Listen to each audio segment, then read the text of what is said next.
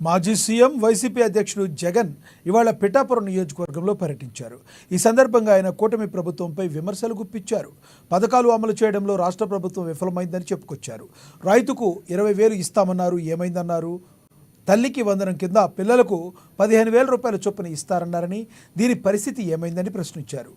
ఈ సందర్భంగా తన హావభావాలతో జగన్ నవ్వులు పూయించారు. చిట్టి తల్లి ఇటు రామ్మ, నీకు 15,000, నీ తమ్ముడికి 15,000, నీ చెల్లెలికి 15,000 సంతోషమా అని చంద్రబాబు చెప్పేవారని జగన్ వ్యంగ్యంగా ప్రదర్శించారు.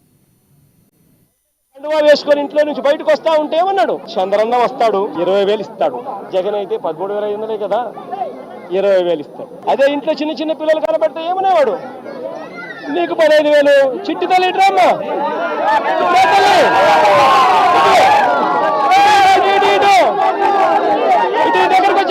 దగ్గరకు